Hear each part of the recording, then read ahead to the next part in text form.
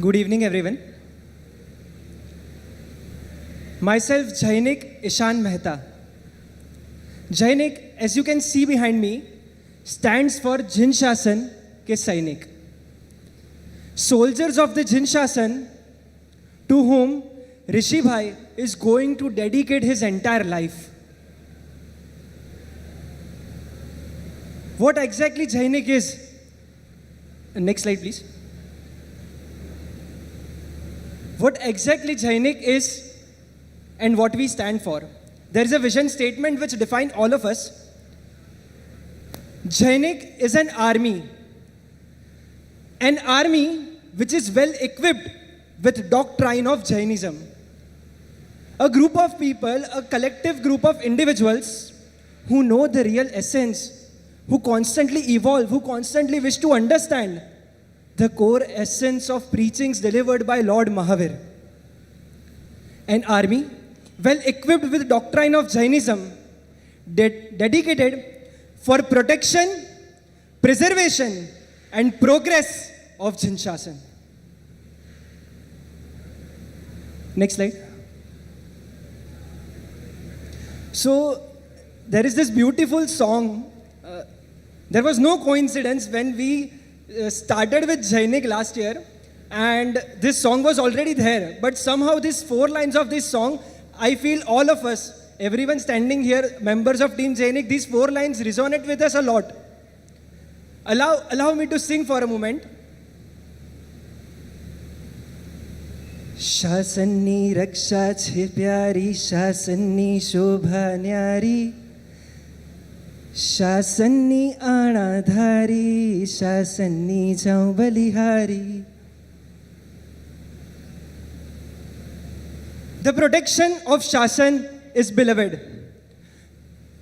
The beauty of this Shasan, the more and more we know about this Shasan, the more and more we dive deep into the preachings delivered by Lord Mahavir, we crave to understand them more.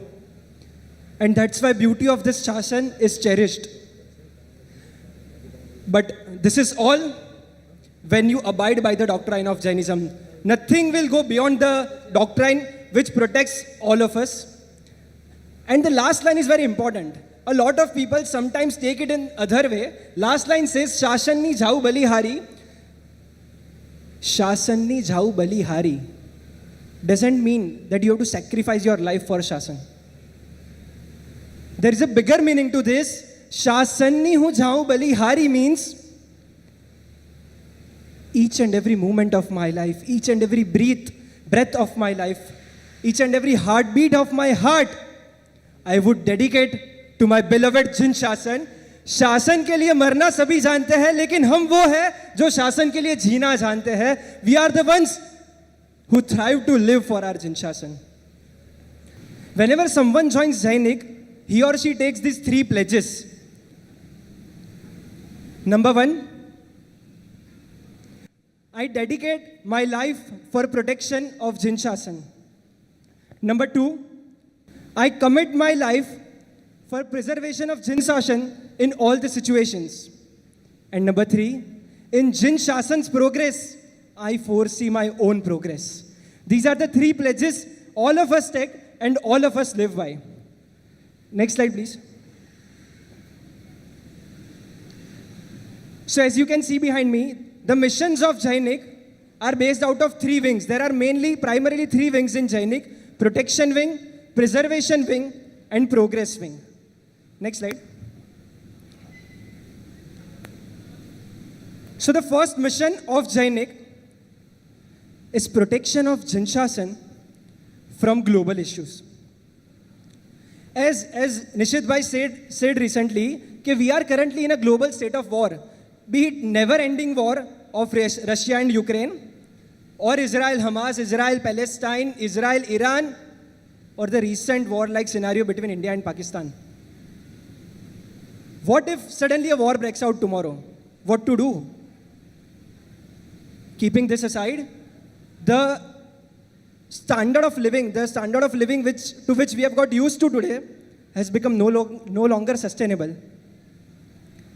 Today, the world talks about sustainable living, minimalism, and what not.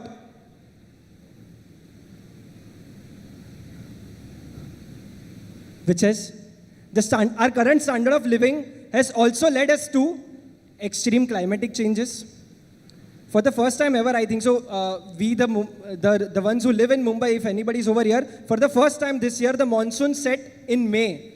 It usually starts in June, July period. For the first time this year, it started with May. These are the climatic changes which we are going through, and food shortages, water shortages, environmental massacre around the world, and mass killings of animals. Everything is going on. And result of which, these are all man-made disasters. Nothing is natural disasters. These are all man-made disasters. All such kind of situations, come the tomorrow we may face any one of them. Then what to do in such situations? Not just that. Jinshasan, the timeless wisdom of Jainism, has solution to each and every problems of the world which is our world is facing today. And no, I'm not just hyping it. We have taken 15 podcasts with 15 different individuals, be it Padma Shri, the 4th highest civilian award given by Indian government, Padma Shri, Dr. Kumar Padbhai Desai, be it literature expert Dr. Sejal Ben Shah, or be it young actor Bhavya Gandhi. All of us were unanimous on this point that Jainism's timeless wisdom has solution to each and every problem our world is facing currently. Then where we are lagging? That's what we said to identify कि हम कहाँ पीछे पड़ रहे हैं. क्यों ये solutions है तो हम why are we not able to bring it to the world? And that's one of our mission, the first mission of Jainik, protection of Jinshasan from global issues. Next slide. Jain community is in minority today. As again Nishit Bhai highlighted in his intro, 0.01, 0.02%, which is in terms of numerical strength, we have nothing to show to the government. And that is why a lot of times we face a lot of attacks on our pilgrimage sites, on our sadharmik, what we call sadharmik, the people of community, Jain community. So whenever such kind of things happen, what can we do? How can Jain stand for a Jain? Jain take a stand for a Jain. That's our second mission, protection of Jinshasan from attacks from other community. This slide is primarily for all of us, especially those who are sitting in the round tables. We have come here for you. I've heard a lot about you, Nishit Bhai. We had around a few days back, we had around 2.5 hour call with Nishit Bhai on discussing the entire flow. And he has given me a lot of information about you all, the kind of audience I'll be getting. So I am very excited for today to hear all of you and to get you all on stage and hear your perspectives. So preservation of Jinshasan by including more of the youth. So unfortunately, today's youth have lots of questions, and it is good. It is good to have questions because there is one statement, there is one saying, confusion. It is good to have a confusion because confusion leads to clarity. If you don't have a confusion and you are just following something, then you might be following it, but you don't know the real essence or real purpose behind it. And that's why confusion is good. Questions are good and questions are always welcome on the stage of Jainik. So, you have questions. Jainism has answers. Where we lag is a bridge. Those answers may be in the form of scriptures, maybe in some different language or something like that. What we lack today is a bridge. If somehow we are able to present these answers in a way you guys are expecting, then nothing like it. This is our third mission, preservation of Jinshasan by including more of the youth. And one more important thing, the last line is very important over here. We want to and we wish to emphasize that before asking you all to do something for Shasan, we want to just say that yes, we are there for you. Jinshasan is there for you. Lord Mahavir is there for you. We are there with you in all situations at every time. This is our third vision. Next slide.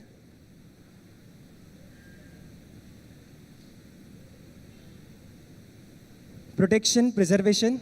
Last two missions around progress. Progress of Jinshasan by way of Shasan Prabhavna among other religions and communities. Jainism as a community and as a philosophy has given a lot of things to the world. We'll discuss it in our future rounds.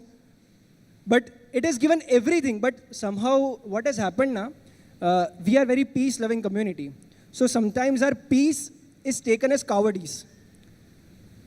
And we don't glorify or we don't represent it enough as much as others do. Even if there is a concept of Guptadan in India, especially in our thing, the concept of Bhandar, everything, this is all Guptadan. We don't wish to highlight what we are doing because there is one philosophy behind it. It is not me, it is not I who is doing this, it is him who is making me this do. There is a feeling of surrender in this. You surrender yourself to the extreme and everything else takes care of itself. And that's what we believe and that's what we thrive upon. But somehow, this has not led to the enough representation of us to the world because a lot of people think that we spend our money around our temples, upashrayas and something like that. But the contributions which Jainism have made for global welfare and for the betterment of society are unparalleled. So the fourth mission is to bring such kind of contributions on the stage and let them people know. Next slide. Progress of Jinshasan by equally following the Vichar Dharma as well as the Achar Dharma. So what has happened is somehow, and when we interact with a lot of youth are part of Jainik, even otherwise when we interact a lot of youth, so a common thing is there that, there are so much rituals, there is so much this, that, everything. So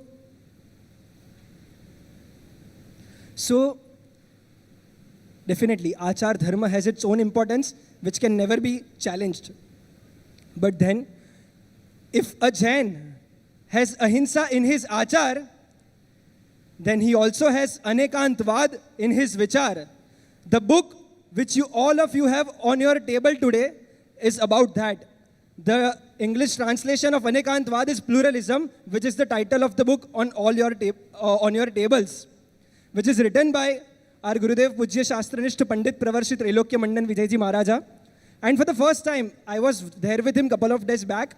And when I shared him, when we discussed this entire thing, then he said it to me that it is for the first time that a book has been written on Anekantvad in English. And in a way, this book, if you go through it, this has how to apply Anekantvad in your daily life.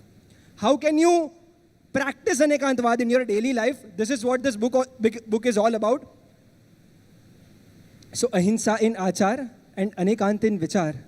As much focus is given to Achar Dharma, we equally wish to bring the Vichar Dharma to the limelight. So, a lot of things being said, a lot of things being done, but is this just for this section? Or it is also for this section?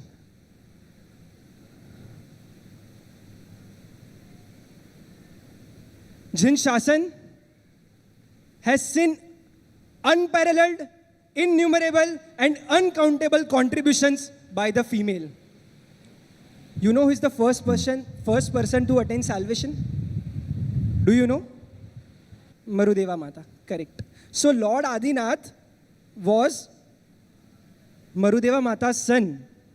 But even though before Lord Adinath attained salvation, Marudevi Mata attained salvation in this current Avsar Vinikal.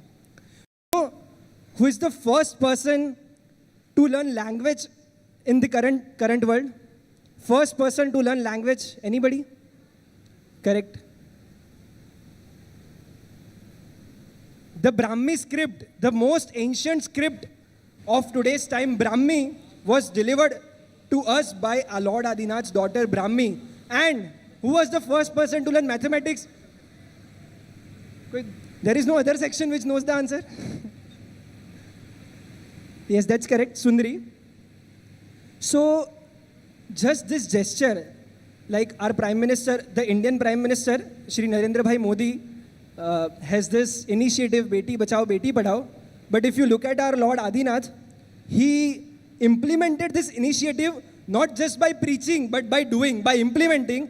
Bharat and Bahubali never learnt, Bharat and Bahubali, the two sons of Lord Adinath, never learnt mathematics and language. They were taught to his daughters. So Jinshasan, be it Marudeva Mata, Brahmi, Sundri, the Indian independence story, the first female freedom fighter. Do you know who she was? The first female freedom fighter which fought against the Portuguese single-handedly. Do you know who she was? Anyone? No, it was not Lakshmi Bai. Anyone else? Anyone from here who knows it? No? Anyone? See,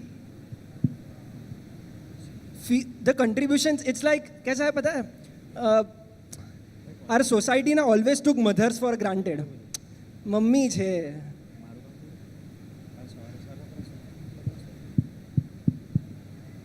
No.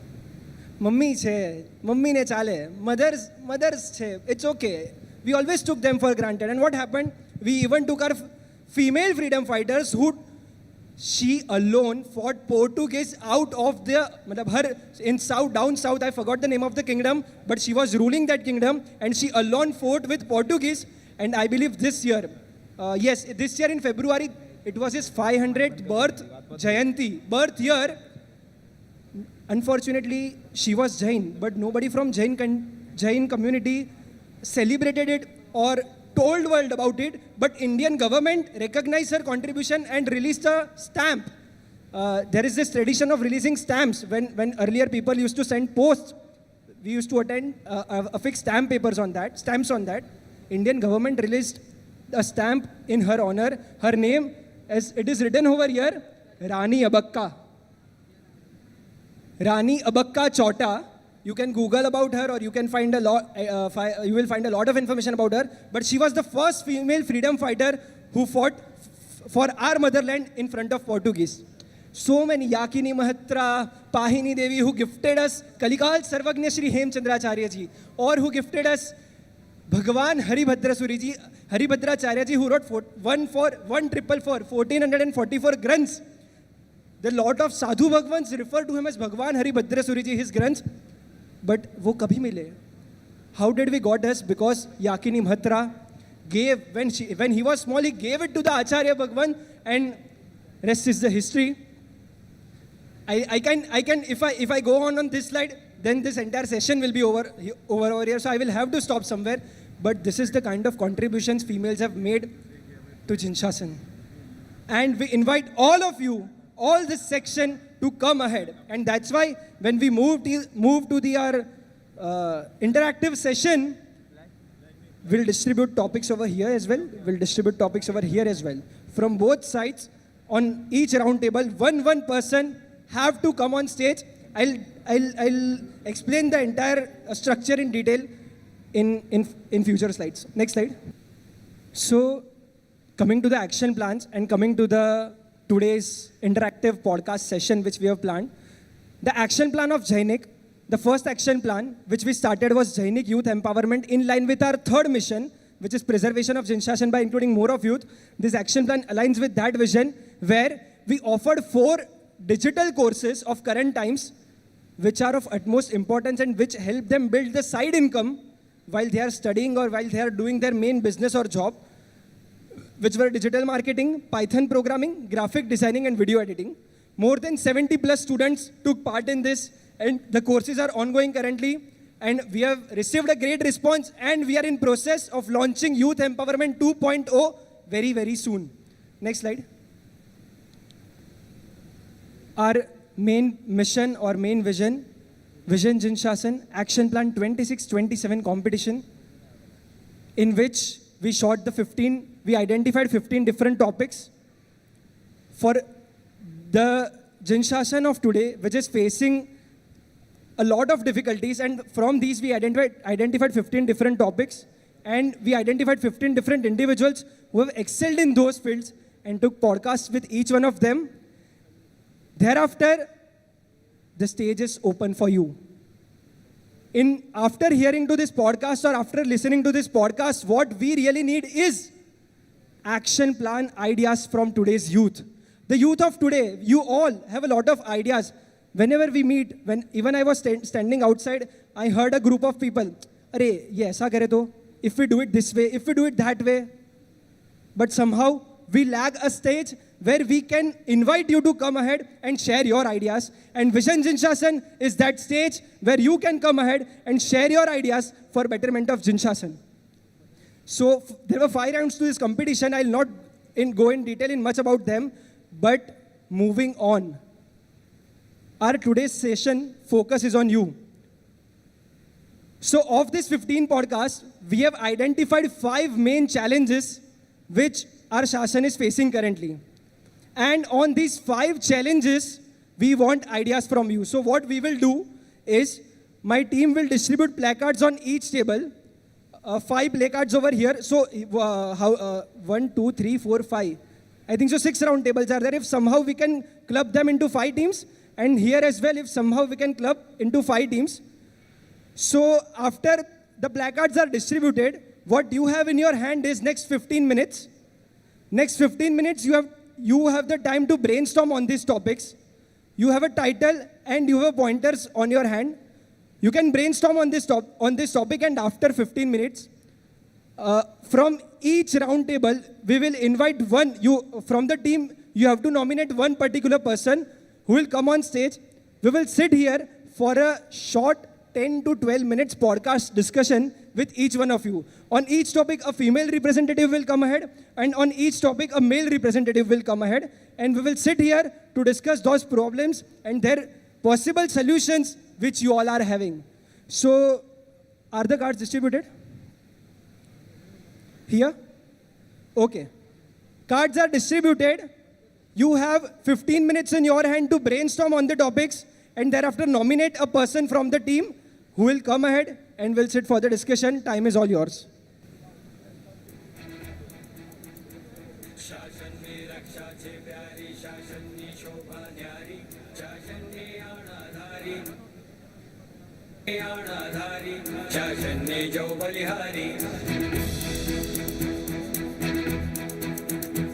शासन ने रक्षा छे प्यारी शासन ने शोभा न्यारी शासन ने आणाधारी शासन ने जो बलिहारी देव गुरु ना शरणे जैने रहवू केवली ना कया बस धर्म प्रवाहे वहवू देव गुरु ना शरणे जैने रहवू केवली ना कया बस धर्म प्रवाहे वहवू मंडन हो बज्जर थईने आपत्ति ने चुरवानी मंडन हो निडर थईने ज्योति ने पुरवानी शासन ने रक्षा छे प्यारी शासन ने शोभा न्यारी शासन ने आणाधारी शासन ने जो बलिहारी शासन ने रक्षा छे प्यारी शासन ने शोभा न्यारी शासन ने आणाधारी शासन ने जो बलिहारी तीर्थोनी रक्षानी लड़ाई अमने भावी छे चाणक्य नीतिनी चर्चा तो अमने भावी छे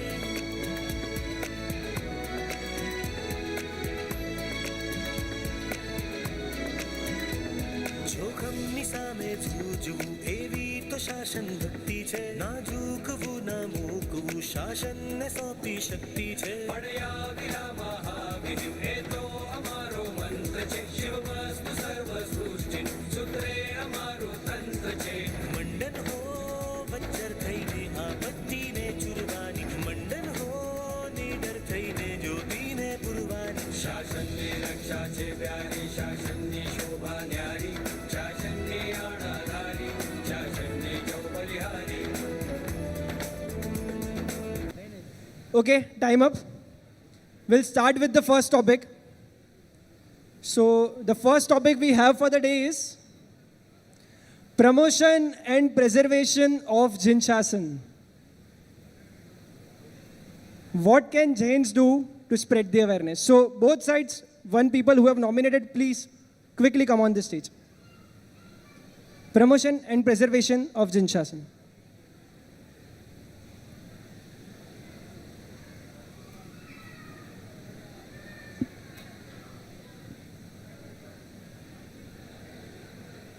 All of us sitting behind, क्या हुआ?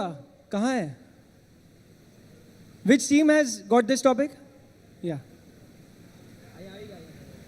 All others who are sitting, please acknowledge them with a round of applause. So, hi. Your good name?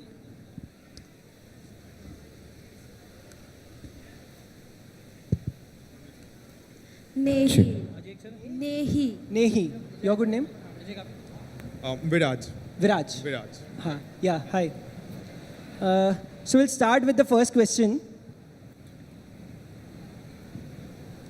Promotion and preservation of Jinshasan. So Jainism has given a lot to the world.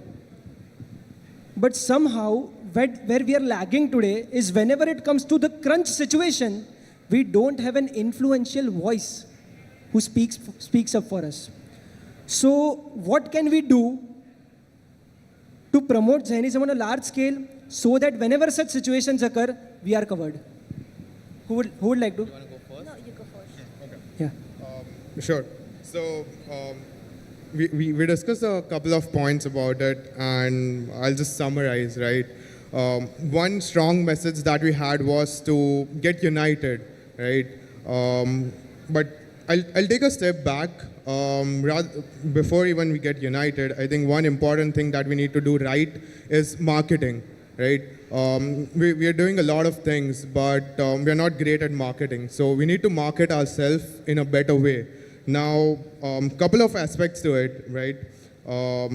Rather than being decentralized and everyone talking about themselves, if we have just one single common voice, right?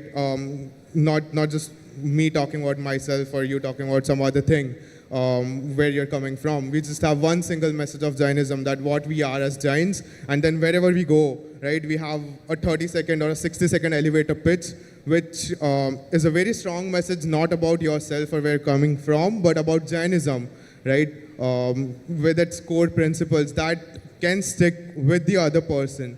And when it is coming from a lot of people, right, it is just heard back, echoed multiple times, the single message, it can get stuck with people. And that's how I think we can, we can be heard more, and we can become more aware across the communities. So that, I would like to begin with that, and then unity, right? The most important thing. Currently, what we see is that we are all very much segregated into classes, and everyone is doing great, right? Not competition-wise, but then if all of the different groups, like every other community or the Sanghs or whatever you call, right? If they're united and there's one single, just under the name of Jain, I think that will have a lot more impact than what we are doing on our small scales, right, at Sangh level or your group level. I think that will have a lot more impact than what we're currently doing. That is true. We all feel that, and we all wish to make it happen. But how do we go about it? Do you have an idea for it? Okay, so this one statement, I've heard it a lot from my father. He says that as Jains in India, we contribute most to the GDP. We don't take any minority benefits. So at least we expect that much, that the government gives us that one thing, ki we want protection of our Shasan. So, but this message has to be reached till the politicians, the government. So there are two ways to do this. One is smart work, one is hard work. Hard work is encourage our kids to become lawyers, to become IAS, IPS officers, and inculcate that thought in their mind since they are children, that you have to cater to Jinshasan. That is hard work. Smart work, we are a very... Great. We are a very well-earning community. We earn a very good level of income everywhere around the world. So we need to spread this message, spread awareness that a part of that income should come for the Shasan, and we could use that for networking, for funding of political parties and the government, so that they cater a little bit to us so that we can protect our Shasan. Good point. Where I wish to go deep over here is that whenever it comes about our Shasan, I would just like recently, I don't know whether you guys are aware or not, but recently in Rajasthan Pali, there was one accident of one of our revered Acharya Bhagwans. On the next very day, in I think so Sthanakvasi Parampara, there was accident of another Muni Bhagwans, and currently the Jain Shasan is fueled up with anguish that what is this? Right from the Shahpur Vijayji Maharaj Sahib and so many Guru Bhagwans, they all have faced this wrath, and this is man-made wrath. We have heard about it, we have evidence of it, we have eyewitness Guru Bhagwan talking about it. So today, I think so, even tomorrow, today there was a big Maha rally in Ahmedabad. Tomorrow also there are rallies happening around Mumbai. So what can be done today?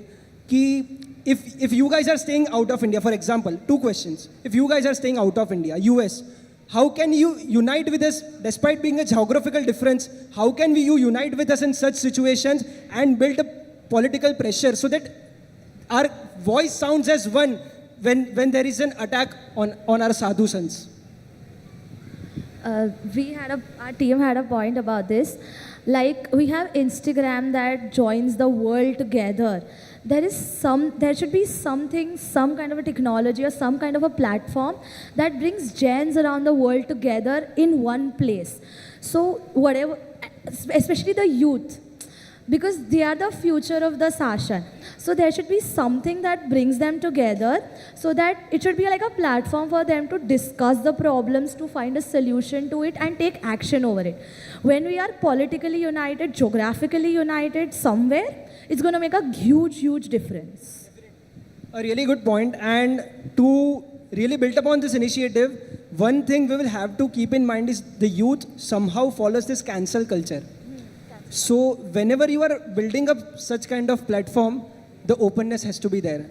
Then only it will culminate into a success. It's like it should be open to criticism. If you cannot take criticism, it's not going to work. I think to your point about how can someone outside of India also make pressure about the safety of our sadhus, right? Should they, I don't know how it happens in US or somewhere, if a rally is happening over here, should they also go to, they also start with rallies and take that to the Indian embassy over there so that pressure is built over there? Should they do something else? What should be done? And what should be done essentially to protect our sadhu sants in Vihar? Vihar is the basic, just like Rishi bhai will start Vihar in couple of days, and just think about it. Matlab, Rishi bhai, Bhavik bhai, we wish that you live 100 years for Jinshasan, even your mother. But the harsh reality somewhere is going around, and it is hovering around all our sadhu sons that we can't be ignorant about this. We have to be mindful of this. So what can we do? Matlab, our blood boils down. I think there's concept of protection about the community, right? It's very prevalent in countries outside of India. It's difficult in India also, but then there's concept of protection of communities and citizens, right? If we can take inspiration from there, and if it's talked about outside of India as well, I'm very sure not many people outside of India would be knowing about these accidents, and there are these kind of problems happening. So there's concept of asylums and refugees wherein people can just go to any other country and they can say I'm not safe here, and they give them protection. Sadhus cannot do that, but then there's something they can influence politically, so that in our country also maybe some kind of, not police or some other kind of protection can be provided to our sadhus. For this thing, I feel that if this is going to such an extent that every few days we are hearing about sadhu bhagwans passing away due to accidents, I feel we are a little ignorant about it because we are not reporting them. We need to report them so that we can get into the investigation. And once investigation starts, police pressure is there. I think even if it's a propaganda, they'll get scared that they can take action. They are a quiet community, but when it comes to them, they'll take action. Should we have an act for this? Yeah, if we sign petitions, send it to the government, we fight cases. See, in today's world, where everybody has equal rights, the only way to acquire back your rights is fighting cases.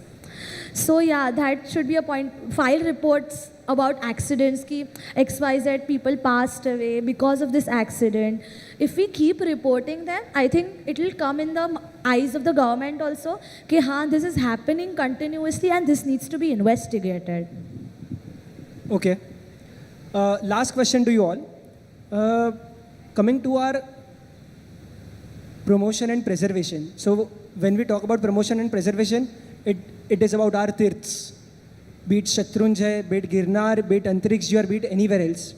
So what has happened is that when a lot of our spiritual places sometimes become tourist places, and a part of it can be attributed to the foreigners who visit.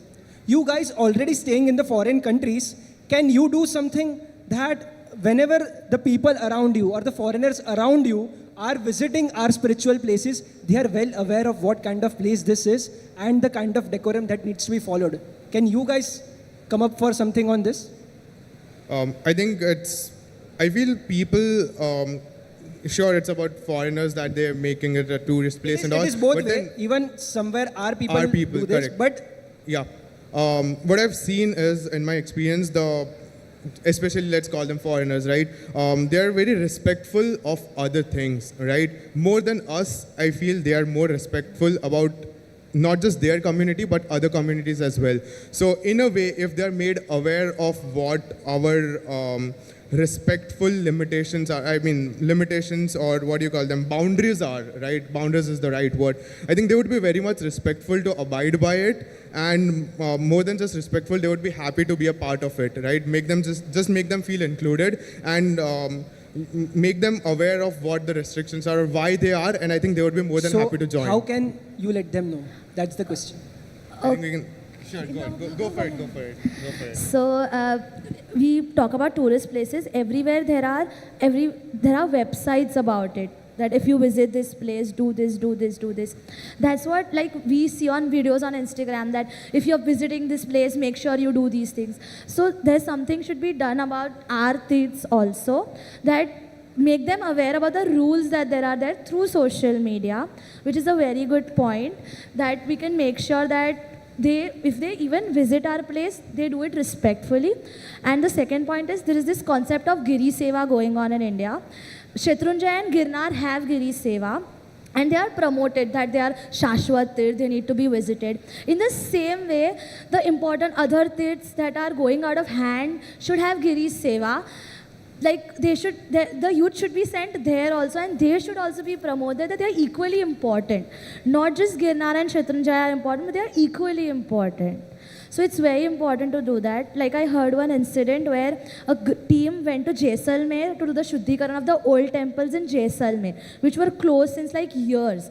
So these initiatives should be taken more, and they should be tapped everywhere in India, not just a particular state or a particular city. Definitely. Good. Very good point. I can really vouch for that point of joining for Seva. This is not just for the youth abroad, but anyone who's in India listening to this can also get inspired from this. And this is a very strong message. Recently, I went for Giri Seva, and it was an excellent experience, and I would encourage everyone to join. So, that was about Giri Seva. But to your question of about how can we do that, right? So, one thing, as you mentioned, websites, and I would tackle this in two facets. One is about the foreigners, right? They're very much open to instructions specifically mentioned, and they're very much reliant on websites. So, and we do have websites of all of our tirths. We can put information up in the right way on the websites. One thing is to tackle with right information on the websites, right? About the tirths getting harmed due to tourism, who are just locals around the town, right? Or just locals visiting that area. I think that is a larger problem to tackle and a more difficult one. But with physical presence, like she mentioned, some youth or some local people around that region who can be present there, respectfully explain what the place is about, and tell them about the religious significance about it, and to be respectful. I think that is the only way. The human touch, if we can add to that, that is the strongest way, I think, to make people included and make them respectful about our temples and tirth places. Thank you. Great. Very good points brought up by both the people, Nehi and Viraj. So a huge round of applause for both of them. I still have one question left in the bank, but unfortunately we are also on short of time.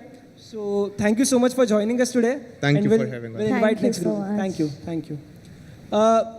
We have something to present as well to both of you. So just a second.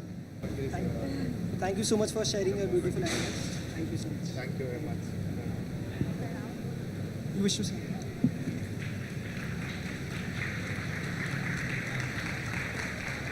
Sounds a little bit unsatisfied, right? We want to go more and more and more, but somehow we also are running short of time. Next, wealth, is it our strength or is it our weakness?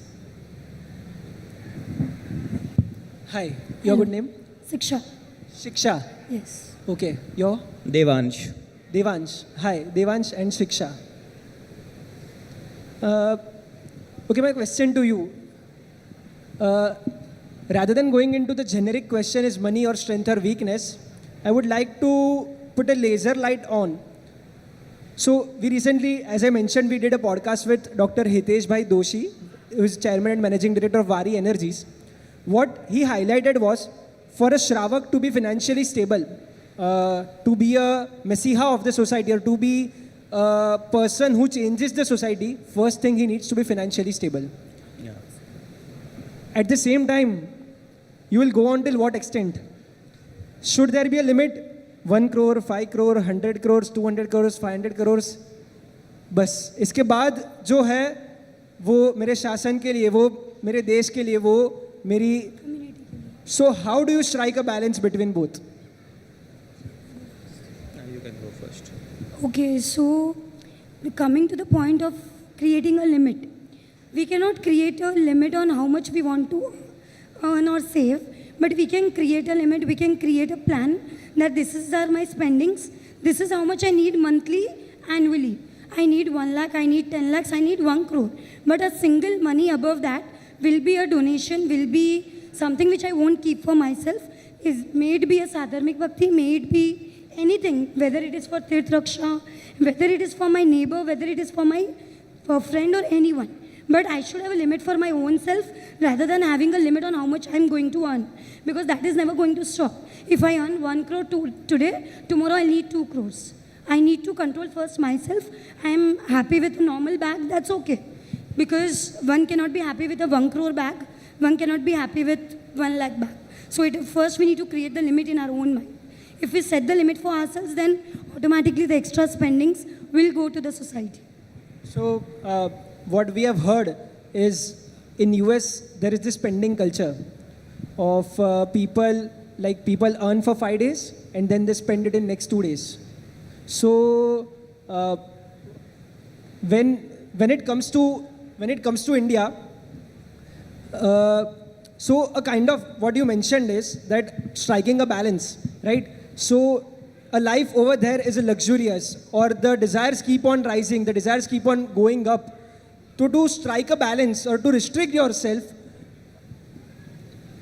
how much, if you wish to establish a limit, what would be the limit? And secondly, how will you divert your money? So in our Shastras, there are what is mentioned is that you have, if you are earning 100% of your income, you divide it in 4 parts. 25%, you Yeah. spend it, you know. There is a finance formula, 20% on the luxuries, 30% on the savings, and 50% on the need. This is not in our Shasan. You go on, then I'll continue. Yeah. So similarly, so we should allow some amount of percentage we should spend on the Shasan. Even if I earn 1 crore, I should spend 50 lakhs at least on Shasan. So whatever is my income, I should spend some of the percentage on my Jain Shasan. So tomorrow if you earn 1 crore, you will spend 50 lakhs for Jinshasan. This is just an example, like many people do, just for the whole charity and all. Even the Ratan Tata did the charity, and then even the Gautam Adani is spending 100 crores for the unity of the Jain. And then he also spent around to the poor people. He donated 10,000 crores. Instead of doing the grand wedding like Ambani, he just donated 10,000 crores for the Jain Shasan, and then to feed the poor people, the needy people. This is how the money is our strength. So that's the thing, main point. So one question to you both is that whenever You both are in US or India. India? Yeah. Okay. So a question which I had in mind, especially for those who reside in US, a point which I had written here was Jains for Jains and database structure. So whether we all make investments, right? So when we make investments, Jainism has always its roots in India.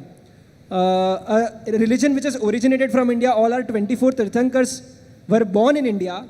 So a country where all 24 of Tirthankars have taken the birth, the roots shall always remain strong. And whenever anyone from US is making any investment decision or any kind of thing, should they also be considerate about our community brothers in India? They are doing business, they are doing something. So can we have a focus on them that can we have a database, can we have a structure which brings that inflow to our Indian brothers who are actually in need of money and who can actually, our Sadharmic brothers, who can actually benefit out of it?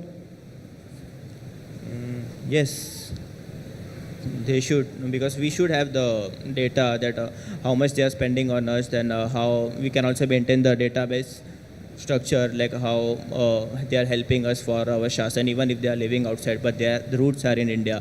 They are Indians, they are Jain at the end. So it will help us at the long term. For that, we also need a concrete data, like how many of us are earning how much, in what category, middle, upper, higher, or higher class. Then only the investors will know where they have to invest. So if we do not have the information, how will they invest? Exactly. So for that, we need to have a concrete channels where we collate the information, we make that information public, that okay, these are the sectors where Jains are available and you are most welcome to invest in those sectors. So we should create that database first and then make it public for them. Definitely. The database, data is the new oil, as someone recently said. Exactly, the marketing, the social media. When I discussed this with one of my friends, this is what they mentioned, that the Swaminarayan group, the way they have grown over the years, because you see they were nothing few years down the line, but now the Swaminarayan has grown too much because they have investments coming from foreign. Then why not Jainism? Because we do not have investments coming in. We do not want to look on that side of the world which exists. So we need to collate that. We need to make sure that we are joining hands with that part of the world as well. So that could only be done when we collate data, when we join hands, and when we are free to give out the information, which we do not do usually. Great, great. Brilliant points brought on the table by both of them.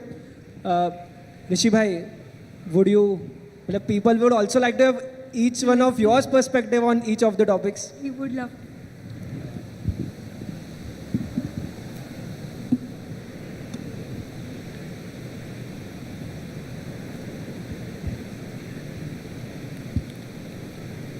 So when I first started working,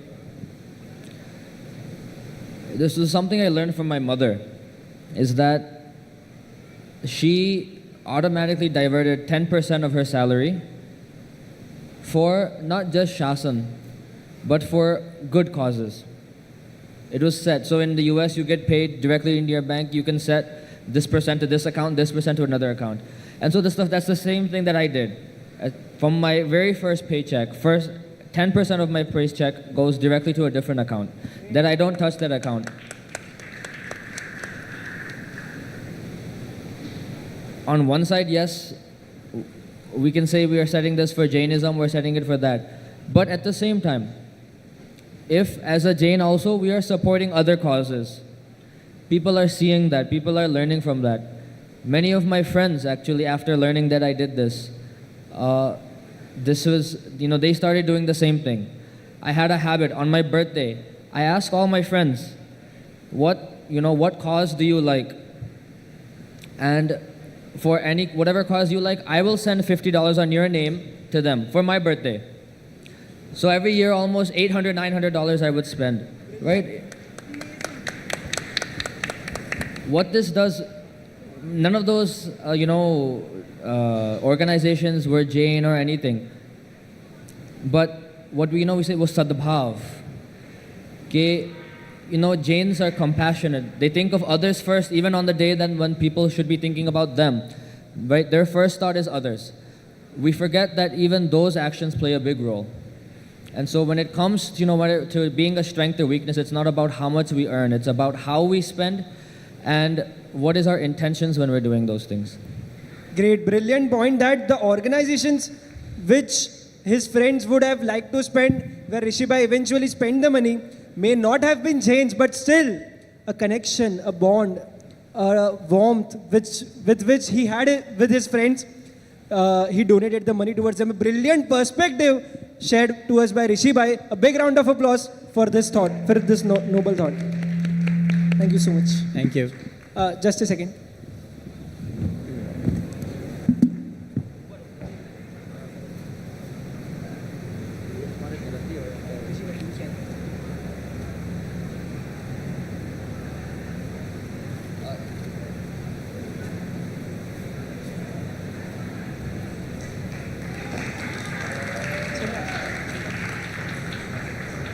Okay, next. Oh, my favorite topic. Jain way of life. Is it the most secular one or not? Please. Yeah, your good name? Both are from US, yeah. Some of my preparations were like that. Yeah, your good name? Keval. Yeah. Harshita. Harshita. Okay, hi. So yeah, first and foremost question. In today's situation, which I initially briefed about, today's war-like scenario, geopolitical challenges, each and every, the cancel culture, the mental health issues, everywhere, is Jainism relevant today in each of these facets? And if yes, how? Yeah, Jainism is definitely relevant in today's geopolitical situation. Obviously, there's several conflicts going on and that have been going on for very long periods of time. And if Jain values and principles are properly utilized, then these conflicts can be mitigated or even like immediately resolved. And we can save like millions and we can prevent countless lives from being lost. The Jain concept of anekantavad, pluralism, which we talked about earlier, can be heavily applied for these global conflicts. It can be reduced by following the principle of anekantavad, following the principle of believing others, listening to others' opinions, and properly valuing them. And by doing this, we can, like an example is the Russia-Ukraine war. If we properly utilize Jain values and values of anekantavad and had both sides listen to each other and properly explain what exactly they want out of each other, we can prevent the loss of countless soldiers and innocent civilians being killed. Yeah, even recently, on the occasion of World Navkar Mantra Day, I don't know if you guys are aware, our Prime Minister also highlighted how anekantvad can be the solution to these challenges. So, my next question to you is, Jainism has contributed a lot to the society, just as you highlighted in terms of philosophy and even otherwise as well. So, but somehow it is not presented it in that way. What we lack today is presentation of Jainism. That these philosophies which are there today, how can we make them a global talking point? How can each and every corner of the world be filled up with Jain philosophies? What can we come up for that? I think some of the things to keep in mind there are that maybe the way that they're presented doesn't have to be attributed to Jainism from the beginning. I think there's hidden ways in which we can encourage Jain values. For instance, to your earlier point with geopolitical views, I think we can be open-minded without telling everyone we're using anekantvad. I also think we can follow Jain principles that encourage us to be actively political citizens. How many Jain people are registered to vote? Who's going out to make their voice heard with the government? And I know you touched on this earlier. So I think there's ways in which we can find and really share the ways in which you can apply those Jain principles, because I think everybody knows what they are, but I think the jump between where you start and how you put them into action is a little bit miscommunicated, and if we're able to help guide people along that, they'll have ways in order to put them into work. So, have you tried it practically? While you may be interacting with your friends, we all have each and every type of friends around. Some who follow something, and they all have their own opinions for it. So have you practically tried this, doing with this them? Yeah, I think ahimsa is maybe a good place to start. In the US, obviously, there's quite a variety of diets that people follow, and vegetarianism is definitely becoming more of an option. So there's vegetarian and vegan options, more of the places that we go. But I think individually, something I can do is when I take my friends out to eat, I make sure that we go to a vegetarian restaurant, and that way I can make sure that I'm supporting our Jinshasan's values. In the same way, when I'm working with a larger organization, I can make sure that that organization serves only Jain food or serves only Jain and vegan food. And by working with a team to make that happen, your impact is also multiplied. But I also don't need to let people know that the reason I'm doing it is because of Jainism. If I just fold it into my way of working, into my way of life, then it'll automatically reap the benefits. So even in US, you always go to only Jain and vegan restaurants. That's definitely the preference, is to go to those. And if we need it, we'll make food at home. We'll work with a special caterer to get the food that we are looking for. But it's definitely a value we want to stick true to. This is a really big thing, because even in India, sometimes people are ignorant about these things. But while staying in US, if you guys are following this, then you really guys are setting an example for those who are watching you today. If anyone's visiting and needs a list of Jain restaurants, let us know. Whenever I'm in US, I'll contact you. So, last question. As you touched upon veganism. So, lot of times this question boils down in my mind that Jainism existed since Lord Mahavir preached it 2500 years back, Lord Adinath billions and zillions of years back. Somehow, food habits of Jainism, why they haven't been able to take the world by storm, just like a veganism? So definitely, like, Jain food habits are very beneficial for us. There's also Ayambil. It's been proven that it helps with detoxification of our body. There's intermittent fasting that's recently being introduced to the westernized world. It's like becoming very popularized as a method for weight loss. There's boiled water that helps for digestion. We've been doing that for thousands of years, and it's recently being scientifically proven that it helps for digestion and being popularized in the West. So the reason I think that this isn't taking the world by storm is because we're not presenting the Jainism to the world in the right way. I think we should focus more on educational and promotional efforts that change the way that Jainism is presented to the world. And on an international level, I mean, most people probably don't know internationally don't exactly know what Jainism is and what our values are. But if we want to maximize the impact of Jainism on the world and maximize all these benefits that we have, spiritual and physical, scientifically proven methods from our diets as well. If we want to maximize this and help others too, people that aren't Jain as well, we should focus on educational efforts that show international people as well what Jainism is, what we stand for, and that they should do Ayambil, or they should do intermittent fasting, and it'll provide X, Y benefits, and this can help maximize the impact we have.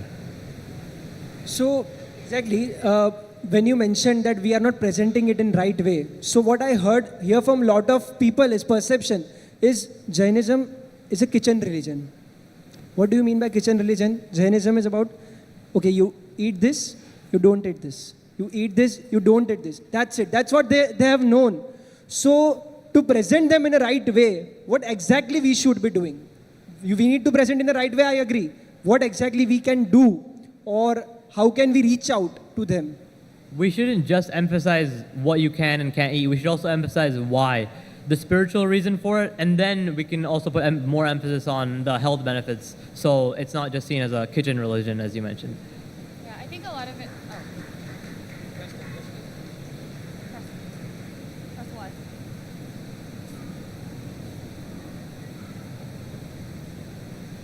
So, the brilliant point which they came up with, because a lot of times what happens is, if I ask you today, one question, that who is a Jain?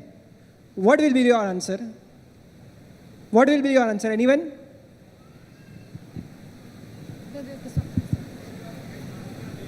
Sorry? Exactly. Anyone? Same. So, Jain should be in your plate, not in your name. This is true. But Jainism is not just restricted to food. Or if you are doing puja, you are Jain. If you are doing pratikaman, you are Jain. If you are doing this, you are Jain. This is all essential. But Shri Haribhadra Surishwarji Maharaj Sahib in one of his granths answers this question that who exactly is Jain? He mentions 3 parameters. Number 1, the person who is able to जो दूसरों का दुख देख पा रहा है उसको feel कर पा रहा है, the one who is able to feel others' pain.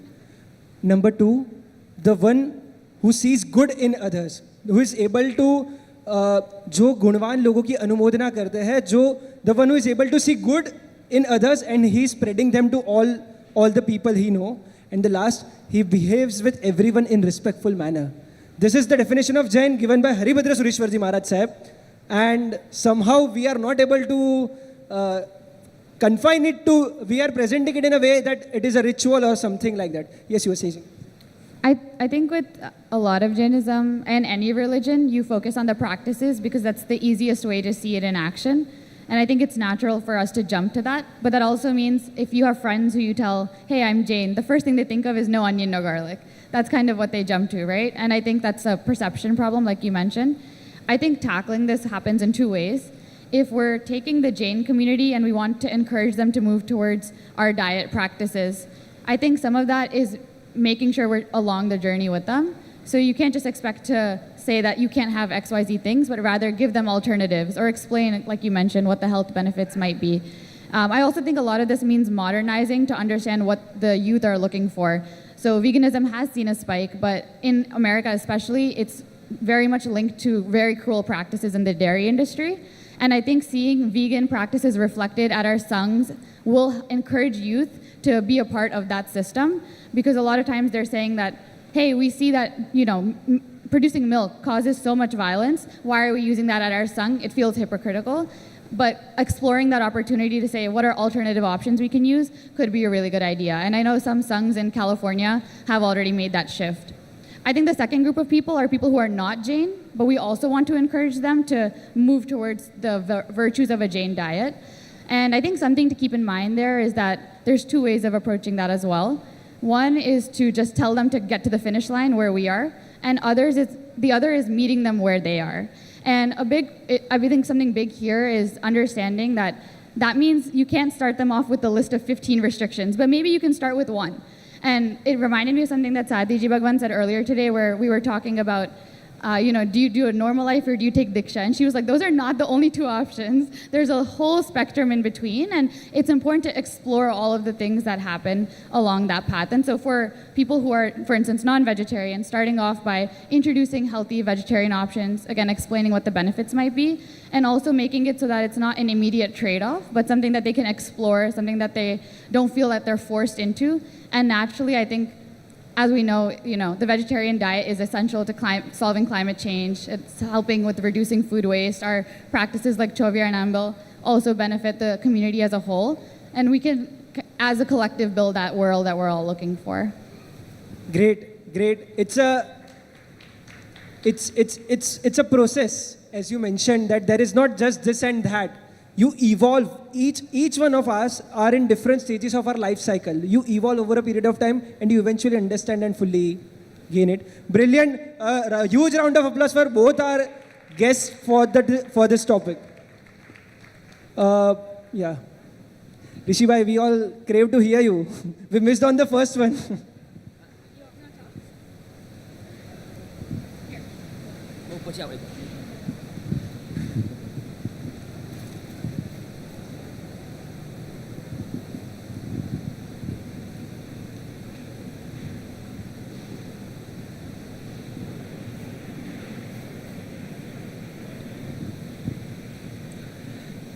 So, there are 2 ways to teach somebody, and I'm speaking now out of my experience of being a Pathshala teacher. Either you can tell, or you can show. And so, part of what we have to do, especially as youth who want to make an impact in the world, is begin by showing. We can, if we live our lives in that way, then others will be inspired by it. If not inspired, they will at least be curious about it. They will ask questions. And that, I think, is what brings people to you. That's what brought 250 people here. कि क्यों ऐसा लड़का क्यों दीक्षा ले रहा है? And so this is the lead by example philosophy. Many times we say, why do sadhu bhagwans not, why don't they spend time in converting or, spreading, forcing people? But we forget so many of our sadhu bhagwans, my Guruji included, didn't come from a Jain family. They were not born into a Jain family. There might be some Shravaks and Shravikas here who originally their family they're not from a Jain family. But why? Because they saw the achars of of sadhu bhagwans. They saw their lifestyle. They saw the lifestyle of the Shravaks and Shravikas who were, their neighbors, who were living next to them, or who were their bosses, or who were, their business partners. And so when we do it that way, now this brings a personal responsibility, right? There's a community responsibility, there's a personal responsibility. And so we also have to make that personal responsibility very clear, and we have to be brave enough to take that step. Fully agreed. The examples of our so many of Sadhu Bhagwans, be it Haribhadra Suriji Maharaj or be it anyone else, they were never born as Jains. But they were Jains by the karma, and karma se Jain hona, you be a Jain by your acts. Just as Rishi Bhai said, by implementing it in your life, by approaching it that way, and that's what we wish to focus, and that's what we wish to harp upon. So brilliant. Thank you so much for joining us for this topic today, and a small token of appreciation. Rishi Bhai.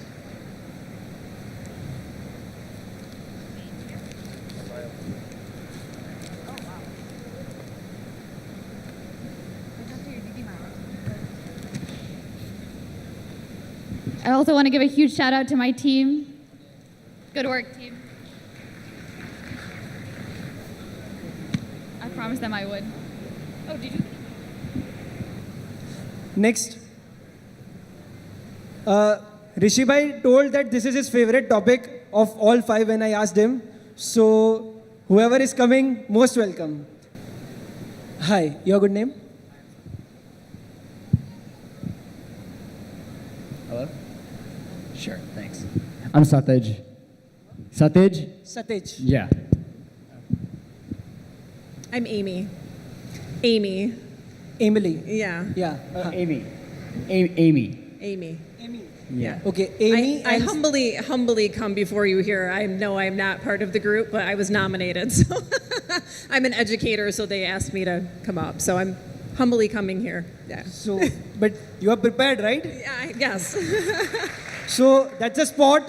Her group has asked her to come up on stage and she has just come. So that's how you live for your Shasan, that whenever you get an opportunity, you are the first one representing.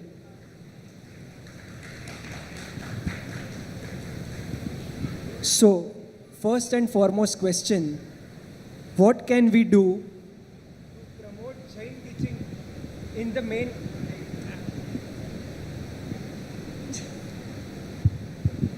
What can we do to promote Jain teaching in the mainstream education system? What our group came up with when we were talking, there's a variety of age groups that we need to focus on. So there's starting with children, obviously, if we can have them educated at a younger level, but also then getting into even high school, college age adults. I'm 50, I'm just learning about it. So age doesn't matter, but making sure that we're hitting all age spans. I think the biggest thing right now is we're living in an era where maybe if we're a little bit older, it was always just understood what to do with whatever our beliefs were. And we went through the motions and understood it a little bit, but we're living in an era where people want to know the why. And so addressing that why a little bit more, why we're eating the food we are, why we're doing the procedures that we're doing within rituals, and really being solid in knowing our answers and having a unified answer for people, I think is important. But then, if you look at each group, having some kind of more of a digital platform. I know that was recognized in a previous group. I work with students at an elementary level. Their span of being able to understand what's going on is shorter and shorter all the time with technology. So incorporating some kind of animation or having something that would be able to keep their attention span while we're talking with them, I think would be important to share. And adding on the meaning of why we're doing things within that, and having some relatable stories that they can connect to, and then having those core values be addressed within that way. So you told you yourself teach the kids you mentioned about. So you are a teacher to them, or how do you? You something mentioned, right? That small kids or elementary kids. Yeah, just making sure that we're addressing like the learning style, that how they would best learn, and incorporating within that some kind of, if we could use technology based to spread their message a little bit, but make sure that we talked about using books or different things that we could do, but I think having it be more of a video based program. Kids are really into YouTube or short clips, things that are animated where it's popping up and keeping their attention, focusing more on that. Yeah, so that is something which is a side stream. What can we do for mainstream? Like, for example, the schools, which I recently came across a report of 2022 where a Jain guy had spent approximately, I don't know in numbers, but approximately $40 crore to be able to brought a Jain chair in 40 universities of US. So, yeah, 40 universities of US, and I don't know what result it has got, but what should such initiatives be highlighted more? How can we bring them to the focus of the children or the youth or the people over there, that you can even, there is a PhD on Jainism as well in some of the university. So how can we more highlight in the mainstream thing? Yeah, sure. So about the Jain chapters, those have come to light over the last few years, and they've become really, really powerful across universities in the United States. So I think that's a really, really good initiative that people are supporting. Back to your earlier question a little bit. So our table was talking about the question specifically, and we broke it down that if we try to promote like too much of like the specifics of Jainism, there could be a negative connotation that comes out of it sometimes. And we want to make Jainism and the teachings of Jainism accessible and available for Jains, non-Jains, and the entire world. I think that should be the focus. And it's not about like always like the specifics of Jainism that we're trying to get across. It's about the principles and the values that we're trying to get across. I think that's what our table is really trying to get at. It's the teachings and like focusing on the teachings specifically. And I think one thing that we talked about, right now it's like sometimes hard to align on one syllabus. Like it's like YJ is doing something, YJ UK could be doing something, Jain Alert could be doing something, all these different groups could be doing something, but one thing that unites all of them is the teachings and the principles that we have. So I think it's about, like at least our group was discussing that, it's about those high-level topics, high-level things that we can do to incorporate in these college chapters or these short videos or these modules that we have across different groups, and then that can be then used or leveraged for people to learn across the world. Education systems and programs are different across every country, so it's hard to get into each of them, and it's about unifying everybody on those teachings and values that we have. So an important aspect over here is, while you unify it, you cannot lose out on your core principles. You cannot compromise on it. Unified syllabus is important, but not compromising on core principles is also important. Yeah, definitely. That's what we're trying to get at. Is we can't. It's like the foundation, right? We can't lose the foundation of what we have. So we should focus on the foundation, and everything else that comes underneath the foundation or on top of the foundation, people can go into it if they're interested, and if they want to go into it more and more, they can get into it. But if we get the foundation, the base, the pillars of it across in a really digestible way, like you were saying, short videos, right? Or at college chapters and college like areas, they have these courses now, and it's about the foundation that they have. And if we get to that level, and then you want to go a little bit deeper, then we just build off of that. And people who have that availability, that opportunity to do that, they can go from there. I'm not sure if you wanted to add on top of that. So, the short videos which you mentioned, how that will be on YouTube or somewhere on such kind of platforms, right? Or you are planning to build another some unified platform where we can present these things? Like within my classroom, there are different online programs that you use, and a lot of it is the free based obviously is going to be better because the students can just use them. So there are some educational sites that teachers share all the time, especially on TikTok. Like teacher TikTok is hot with, hey, here's this tip of what you can teach using this video. And so if there's a way for it to be explained, that way, I think that it would really be beneficial. Great. Last question. We all have our pathshalas. You would be also having it in US. Rishi bhai is a teacher, as he mentioned. So, pathshalas, is there, in one of the podcasts, what we heard from our guests is pathshalas are on ventilator today. So, people are slowly, the core essence from where we will be able to generate tomorrow's Rishi bhai is pathshala. Because pathshala nurtures you right from the beginning. When you are small, you consume a lot of things. Your main development happens in those 10-15 years. So how can we bring our pathshala structure back to the limelight, and should we have a standard syllabus for it? Or can there be a Jain way of schooling where we can present the pathshala system again? So you said bring pathshala system back. That's your what? Can you share a little bit about what the pathshala system here is a little bit? Okay, so here in India we have evening time slots usually around 7:30 to 8:30, half an hour, 1 hour slot, where the kids come with their parents when they are small, and all different age groups, kids, adolescents, youngsters, our parents and the uncles, the elderlies, everyone come and they sit to study our scriptures, our sutras, the sutras which we recite, which we do in Pratikam and everything. So that's what is taught over there. There are some storytelling lectures as well and something like this. So this is what. Okay, got it. So then the question is, how do you bring it from that to... So people are somehow losing interest or... Oh, okay, got it. So from that structure, they're not sticking with the Jain values, the Jain principles, like that's the problem? So Jain values and Jain principles, because they eventually may be losing the interest in them as well, or something, the pathshala structure is not lucrative or is good enough to keep them coming. Okay, got it. So I think, at least in the United States, our pathshala structure is all these different centers and sanghs, they follow certain books that we have. Like it's done by like the National Jain Organization. They have the Jaini library, all these books are there, and then there's like a template curriculum that's like built off of that.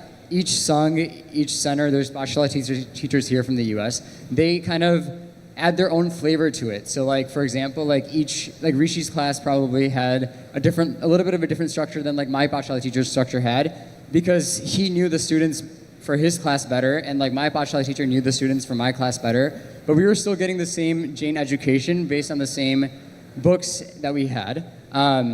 And I think it like falls upon the teachers, I think, a little bit. And I feel like you can speak to this a little bit. Does, yeah. Yeah, I think the teachers have to take the time and energy to make like the courses or the pathshala, like the structure for their age group specifically and like their region. Like I grew up in the Midwest. Like I grew up in Chicago, and then I have people that grew up in New Jersey, right? Their lifestyle is a little bit different. And I'm sure here, right? People that live in Mumbai, they grew up a little bit differently than people that grew up in like Ahmedabad or in Delhi, right? So the teachers have to take the time and energy, I think, at least I think. It does, yeah. And not even, it's like, who are the students? What group do I have this year? I have to morph into whatever is going to work for that group of kids based on their personalities, but the curriculum is still the curriculum.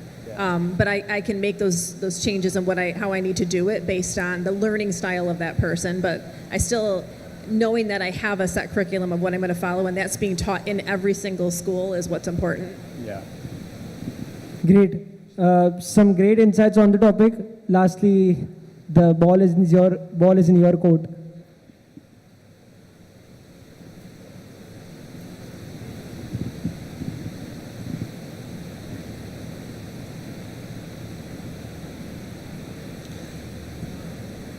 So I think what you guys both touched on really well, I think it speaks to something that we should think about. See, students come and go, different backgrounds, different, you know, the students who grew up during COVID, when they come to Pathshala, very different, right? Or in school, right? They all have they have a different background. You have to teach them differently. So it's not actually, I don't know if it's as much about standardizing the curriculum, but it's about standardizing the teacher training. Train the teachers. How do you teach? What materials do you use? How do you understand your students? Right? So as Miss Amy, she is a professional teacher, so she has gone through school, she's gone through college. But our Pathshala teachers may not be professional teachers. Not that, none of our Guru Bhagavans are professional teachers, and yet they can teach. I was, taught as what, Pathshala maybe 10%, 90% of what I know came from my Guru. He had no formal training, he didn't even pass 6th grade. But it's about how do you, teaching in a way is about empathy. It's about understanding. So how do you bring that value to teachers? I remember one time in Shivganj during Gurudev's Chomasu in 2017. Maybe there's some people from Shivganj here. And so they had to completely redo Pathshala because the way that it was being taught, the way that, it was just sutras, or it was, the kids were scared of the teacher. They didn't want to come to class. And so when you redo it, when you bring in the people who know how to deal with it, who know how to connect with the kids, that makes a huge difference. At one point when it was on a ventilator, 20 kids coming for Pathshala, and as soon as the revamp happened, immediately 150 kids. Wow. Right? So these are things that we have to, our Guru Bhagavans can do this, but they can only go so far. They have a limit. Right? This is something that we have to begin to standardize or figure out how do we teach and how do we train the teachers. The system at our end, if that goes under a revamp, then the results are always visible. Brilliant points. A huge round of applause for both our guests and the insights of Rishi bhai as well.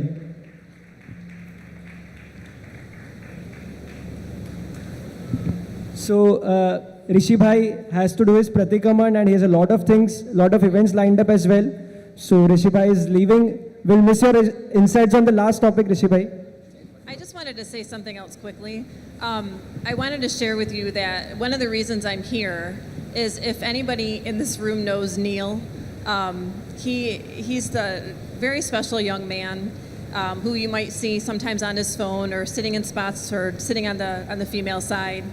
I just want to let you know that you can share your religion at any point. If Neil can share with me as his teacher and struggling within his special needs, Neil would sit in my classroom and do his mudras, and he would sing his songs, and it really got my curiosity up.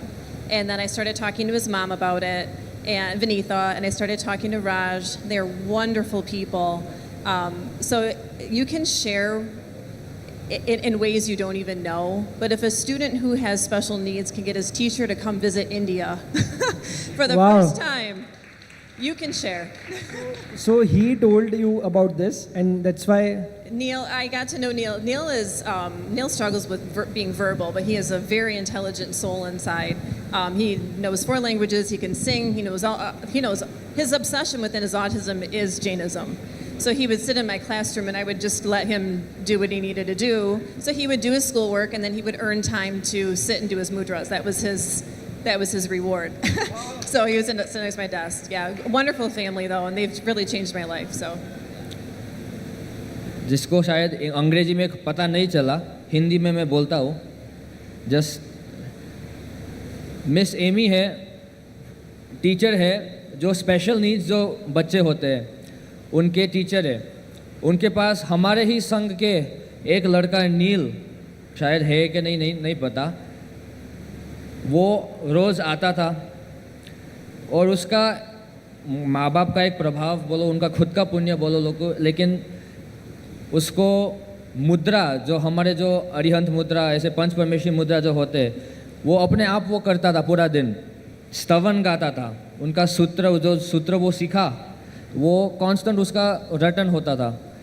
तो वो सुन के, वो देख के miss Amy को लगा कि ये है क्या, इसमें क्या है, ये क्या कर रहा है, क्या बोल रहा है। तो माँ बाप के पास गए, बात किया, जानने को मिला, उनके खुद के जीवन में इतना परिवर्तन आया है। और बस एक दिन में जब उनके घर गया था, ये नील भाई के जब घर में गया था, तो वो भी आए थे मिलने, और फिर उनको भी लगा कि नहीं, एक दीक्षा क्या है, कैसा होता है, मुझको देखना है। The right kind of zeal and curiosity can take you to where she's a live example of it. She is not even Jain, and she came up to speak on a topic related to Jainism. This is the curiosity or a question which she had from her student has brought her over here. Brilliant. Last topic for the day, but before that, yeah, Rishi bhai, thank you so much for joining us for the day. We are humbled. Ji, Bhavin bhai and Harsh bhai, thank you so much for gracing us on this topic, because we feel what I told Nishit bhai was that after Diksha, we feel that this is the most important event, because if Rishi bhai is not there and we are discussing about the changes, the reforms which we can employ in Shasan and make our Shasan, gift our Shasan the best version, its best version, and Rishi bhai's presence and Bhavik bhai's, Harsh bhai's presence has given us a char chand to this event. So thank you so much for joining us, and we wish you the best in the eternal journey.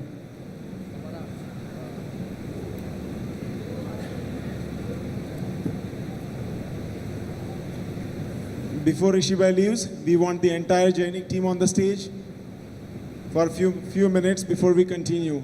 We want the entire Jainik team on the stage, please. No. Yes, we'll continue, but before, we want the entire Jainik team here, please. Big hands for the Jainik team.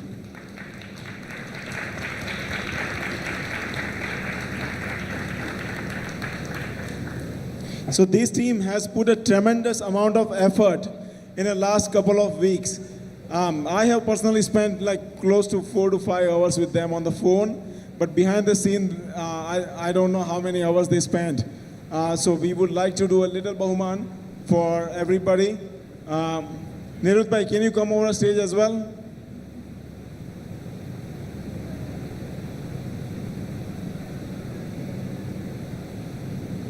All right, our faces are quite known.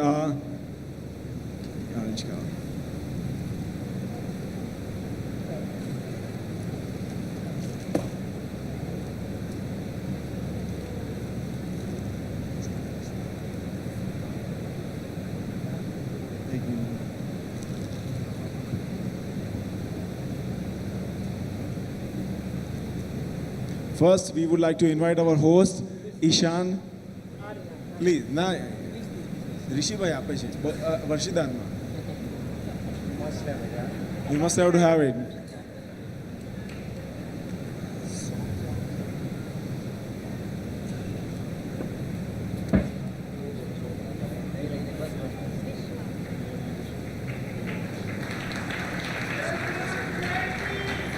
Sanam. Apa nama? Amne. Next, Bhavin bhai is going to do Bahuman to Viral.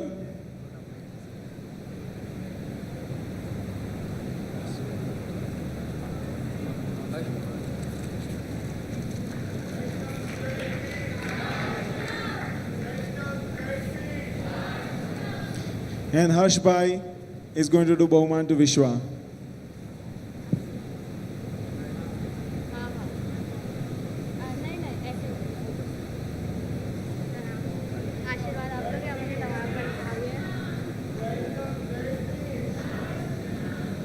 We would like to give big thanks to our mumukshu for joining us tonight. They need to do that pratikaman as well. This was one of a kind. There have been so many Diksha events, but I never heard something like this. So first of all, on behalf of entire Team Jainik, I am thankful to Rishi bhai, Nishit bhai, Bhavin bhai, Harsh bhai, and everyone, your core committee, to have us on this stage, to invite us, and think of it that our Shasan, when I was talking with Nishit bhai, he told on the occasion of Rishi bhai's Diksha, our thought is कि उसके निमित्त पे on occasion of it, something happens for the betterment of Shasan. This thought itself deserves a round of applause, that you are not just talking about him, but you are thinking about entire Shasan by way of one Diksha. So this entire thought, and on behalf of entire Team Jainik, we thank you for calling us. And can we all have one picture with Rishi bhai?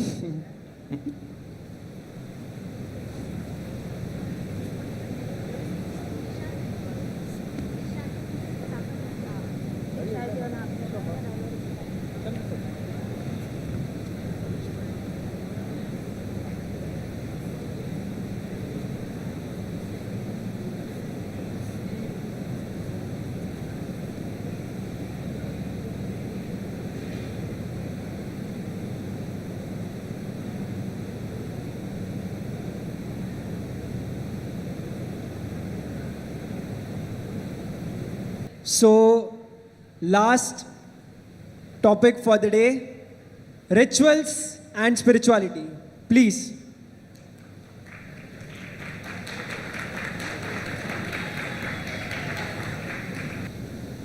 So, we have Rishi, I was not aware, you guys may be aware, Rishi bhai's younger brother himself on stage. So once Rishi bhai has left the stage, we have right person who is going to continue his legacy on the stage. Quite literally. Your good name? Mihir. Mihir. Mihir. Yashna. Yashna. So, rituals and spirituality. So, are the daily rituals like puja, samaik, pratikaman, which all of us do, are they really spiritual, or they are just for the sake of doing it? So what our group talked about is, given you have full faith in Jainism, in Bhagwan, then the Kriya can be used to strengthen your spirituality once you know the meaning behind it. I think, growing up, you go do puja at the temple because mummy says you have to, right? You have no idea why, you have no idea what it means, right? And you just do it because you have to. And then I think as you get older, you start asking questions. Why am I doing this? What does this do? What does this mean? And then that, I think, helps strengthen your spiritual connection. But also that is all granted given that you have full faith in the religion, which, yeah. The different topic for different time, but yeah. Okay, so as you said, if your mom is saying, I can elaborate on this.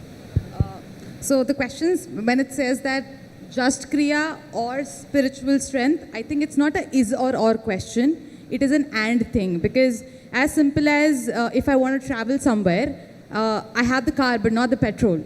It is not an is or question. It will always be both hand in hand. As simple as what we are doing right now. There's always kriya flows, belief system, and your bhav, or the feelings that you have towards the thing that connects with you within.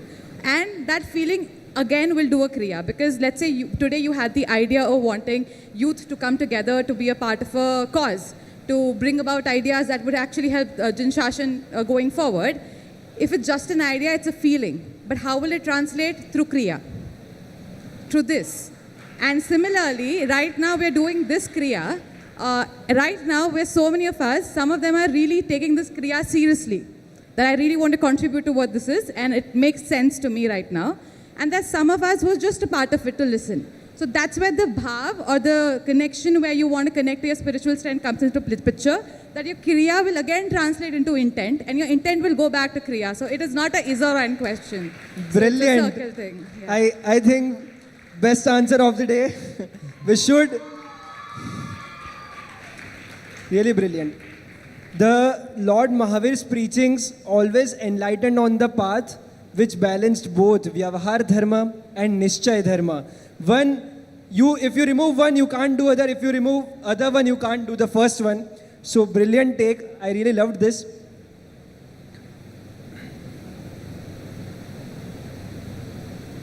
So a lot of people, because as you said, rituals, or some people were sitting, or some people who know Jainism know it in a ritual way only, because either they've not gone deep into it, or somewhere they have been presented it like that.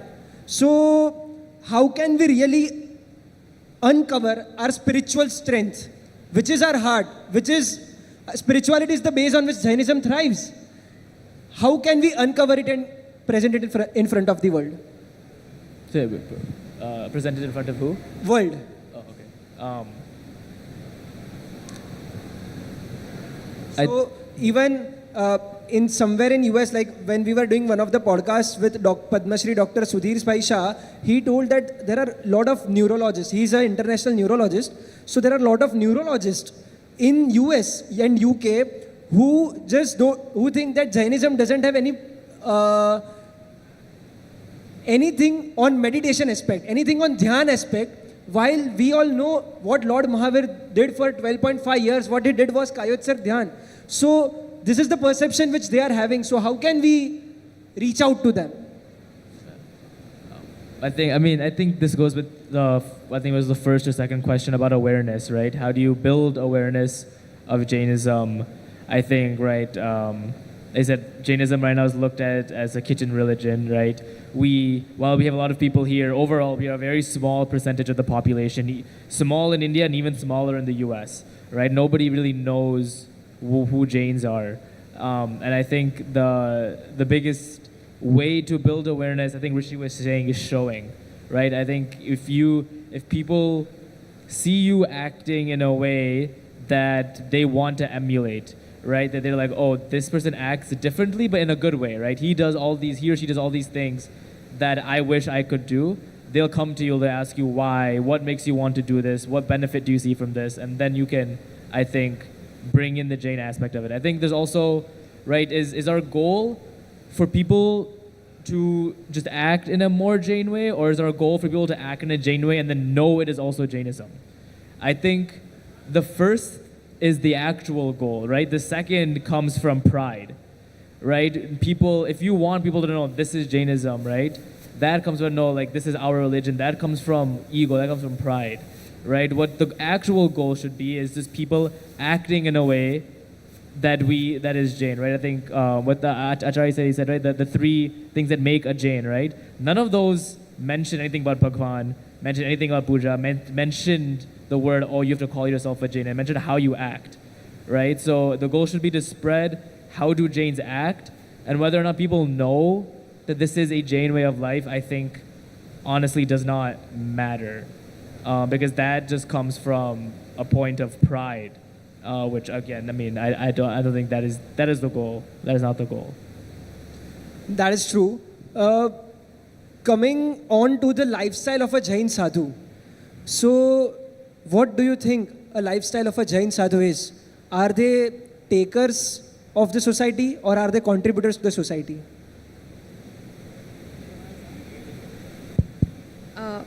Again, I think all the questions that have a yes or no answer will not leave, especially when we're talking about Jainism and you bring up the topic of Anet Kanwad. I think it can never be a one or a two answer. We as a community, as social beings, are always going to live with people who give and take. It cannot be that I can only be, any relationship for that matter will not survive if I'm only a taker and if somebody's only a giver. Similarly, yes, to a great extent, for a sadhu to survive in this community, they have to take the support of the community that they belong from, but at the same time, they give 1,000 times more.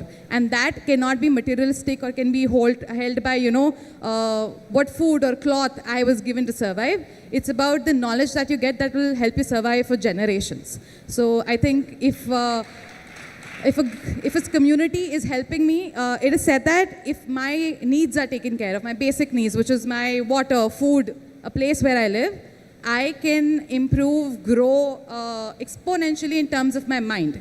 And at the end, that's the goal. So if we as a community support the sadhus in their daily lives by giving them that safety, that basic necessity for living and breathing, they give us back 10x. Actually, 10x is even not the number, I think. They give you back 10x in terms of mind power that they can live with and you as a society can thrive with. So they're not, like I said, nobody's just a giver or a taker. You're a part of a community that will co-live with each other when you do both in the right way. I give you what you need as a support and you in turn can share. It's like the old system of barter system. Parasparopagraho Jivanam, Yes, yes. on which the entire world thrives. Yeah. So even as these three mumukshus are renouncing the world, what essentially reminds me is that what they are renouncing is their parents, their mother, their father, the brother who Rishi Bhai is leaving behind and going on the path of Lord Mahavir. But what essentially he's gaining is, he's gaining all of us as his mothers. He's gaining all of us as his fathers. And he's gaining all of us as his brothers and sisters. Once a Diksharthi lives, the entire Sangh becomes their mother, brother, father and sister. That's how this system, the beautiful system of Shasan is. Last question.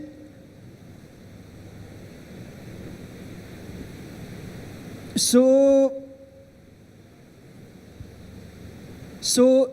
as you say, a hallmark of a religion being spiritual is whether it essentially teaches you only art of living or it also teaches you art of dying. See, art of living, we all know, we all learn it on a daily basis, but this is the religion which not only teaches you art of living, but also teaches you art of dying. Can there be a bigger hallmark of Jainism being spiritual? Art of dying, art of dying, by what I mean is, we have these practices of Santhara, Sanlekhna, everything which is there. And even more than that, the way our sadhus live is, अगर मौत कल आती है ना तो हम आज तैयार है क्योंकि इच्छा ही नहीं है. They leave desires behind and that's how they go ahead. So is your question, how do we connect that to spirituality, or how do we make that a bigger part of our spirituality? That is essentially a part of our spirituality. So how do we again tell it, or how do we again spread it? I think that's definitely one of the hardest parts to spread, because nobody wants to think or talk about death, right? Especially to non-Jains, I think. But it's inevitable. Nobody. It is inevitable. Not you, not me. Nobody's going to be able to. That's true. No, I don't disagree with that. I think if the goal is to spread the teachings, it definitely has to be a part of it. But I think it has to be something a little bit farther down the line. Once people, first you have to bring them in slowly, right? And then that's something that, they can either come to on their own, or because the art of dying in Jainism comes from the art of living, right? They live without desires, so they die without desires, right? They live in a way that they do all they can while their body sustains them, right? So when they realize that my body cannot sustain me anymore, they welcome death, right? And I think they're all very logically connected, right? So people can come kind of realize how Jainism views dying and the art of dying if they first learn the art of living. But I think it's definitely a hard thing to lead with, right? If you go to somebody's non-Jain, be like, hey, this is what my religion says how you should die. No one's going to listen to you, right? So you need to bring them in first, and then slowly they will either come to it on their own, or you will be able to make them. You'll be able to teach them later on. Yeah. So that concludes our last topic of the day: rituals and spirituality. Some brilliant topics brought upon the stage by each one of the individuals. And all those who are present up till now, a big round of applause for everyone who came on the stage and shared their beautiful insights on this topic.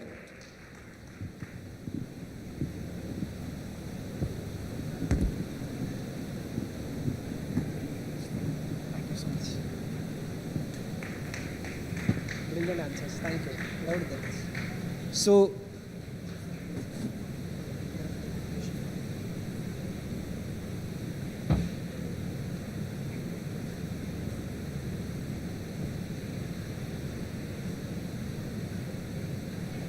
So,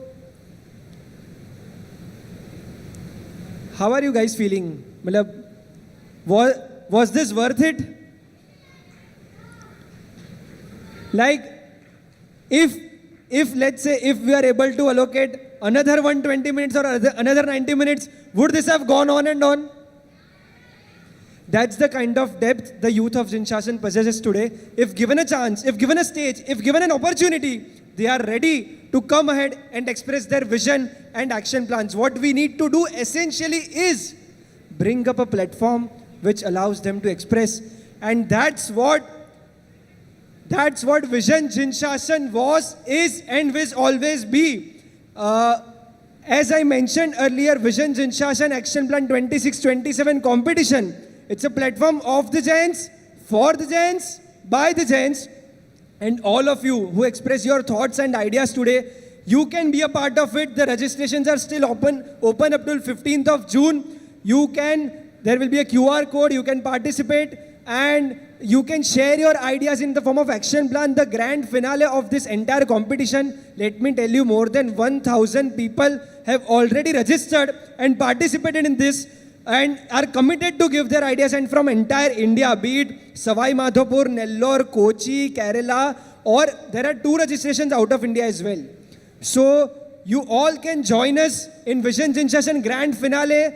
Out of 1,000, only 24 people will qualify for the semi-finale round, and from that, next 8 will go on the grand finale, which will happen in person in Surat on 28th of September 2025. These are the prizes which we have kept. Prizes are just secondary. Our core focus is on bringing out the ideas. Moving ahead. So,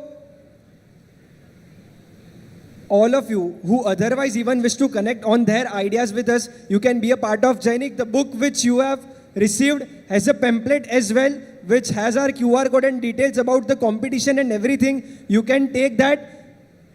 We just move on. Next slide. Just we wish to conclude this. So, why Jainik? So, if you feel an eternal gratitude towards Jinshasan and Lord Mahavir, then Jainik is for you.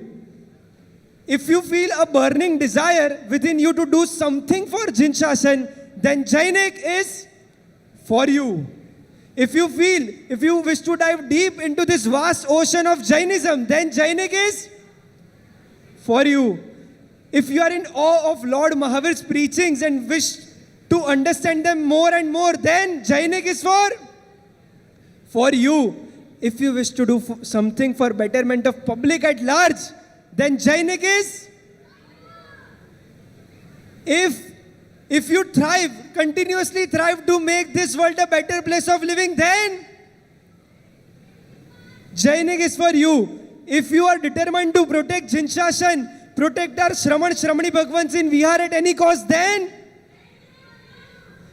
if you wish to dedicate this valuable human birth for preservation of Jinshasan, then if you see Shasan's progress aligning with your own progress, then Jainik is for you, Jainik is for you, Jainik is for you. If you feel any of the above within you, then Jainik is for you. We are here for you.